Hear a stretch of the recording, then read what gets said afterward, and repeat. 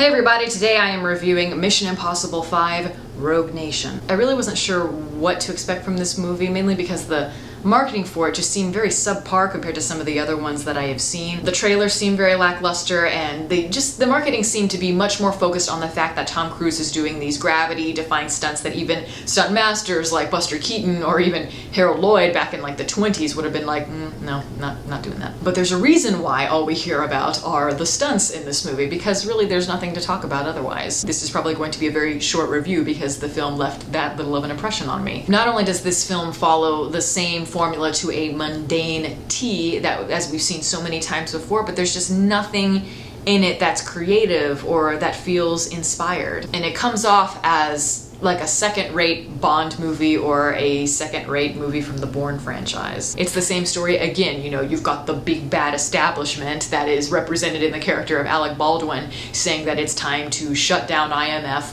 again. You have Jeremy Renner on the phone saying, "Ethan, this may be our last mission, let's make it count." Again, they say that all the time. There are cliche action sequences on motorbikes. There is even an assassination attempt at an opera. How many freaking times have we seen that? There's even a female secret agent that is meant to be like the temptress stereotype. And the thing about the Mission Impossible movie franchise that I think would be difficult for writers is that Ethan Hunt is just not nearly as compelling as other action heroes out there. He's not sophisticated or witty in the way that James Bond is, nor does he have kind of the brash street smarts of a John McClane from the Die Hard series. It's just Tom Cruise, really. It's a celebrity vehicle. But in order for us to even care about characters like this that don't really have character, is you need to have some sort of high stakes for us to be emotionally invested as viewers. Like you take the last two Mission Impossible films, Mission Impossible 3 and then Mission Impossible 4 Ghost Protocol. You know, those movies may not have offered anything new to the genre, but you know, there was emotional investment. Like with the third one, you had Ethan with a wife, and he was torn between whether or not he wanted to stay in IMF or if he wanted to live a normal life with his wife. The fourth one was much more about the ensemble. You had Jeremy Renner's character, who you find out had a secret past that was tied to Ethan's past, and you find out more about that as the film unfolds. I reviewed the fourth one when it came out a few years ago, and I really loved it. I even have it on Blu-ray. I just thought, you know, what it may have lacked in the way it was structured, it just made up for in sheer exuberance and fun. Brad Bird just made it entertaining from beginning to end. The actors seemed like they were having a ball. They were bouncing off each other, lots of great chemistry, whereas the chemistry in this film felt very much like an afterthought. I didn't care about the characters this time around. The screenwriters this time around seem much more interested in the anatomy of the actual missions themselves. They were more interested in the plot, the MacGuffins, the red herrings, as the focal point. I feel like they had a chance to really explore the Temptress character, as I mentioned, the secret agent femme fatale, and she probably had the most interesting character arc of anybody in the movie. Because she had a lot of internal struggle. She's kind of between sides, not knowing what she wants to do.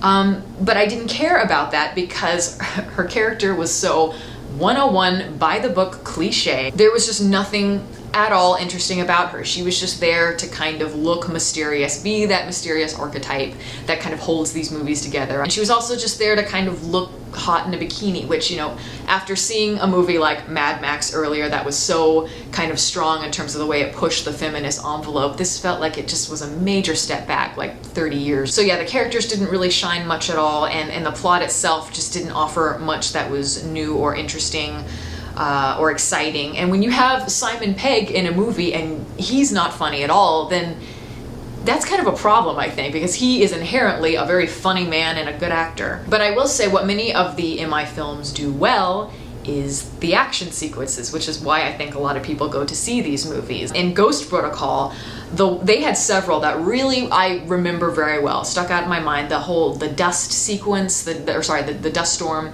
the scene in Moscow that was at the very beginning was very fun and cool. And of course, climbing the tower in the Dubai sequence was jaw-dropping amazing, especially on the big screen and in IMAX. I mean, that's one of those sequences that I constantly think about to this day. One of the best sequences I've seen in an action movie in years. And the reason those sequences worked is because of the way that the editing allowed the tension and the excitement to really build, whereas in Rogue Nation, it just felt really half-assed. The cinematography and the cutting just felt generic, and it didn't give me that sense of weight and energy that I got from Ghost Protocol. And I think in general, the editing just felt very kind of odd, very second-rate, and maybe I'm nitpicking on that, but there were just weird moments where scenes would fade out in sections that felt kind of awkward, or it felt like a scene was really building to something and then they would just cut away to something entirely different. And I was kind of wondering, like, are the editors drunk? And this was most evident in the final scene.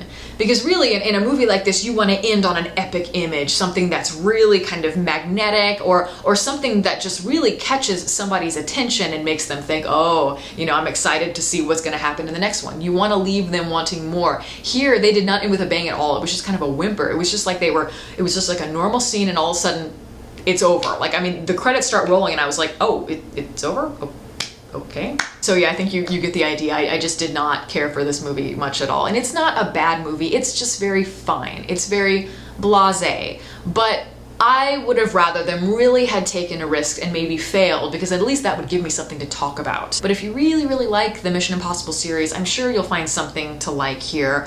Or if you're just really into kind of generic spy movies that may not have so much focus on character and they're more just kind of cut and dry with, you know, certain missions and so forth, you might like this movie. I mean, I know it's getting good reviews, so maybe I'm in the minority on this, but yeah, that's my opinion. I can't really recommend it. So that's my review. Thank you all for listening. If you'd like to follow me on Twitter, the link is below, and you can also like my Facebook page in the link below that. Catch you next time.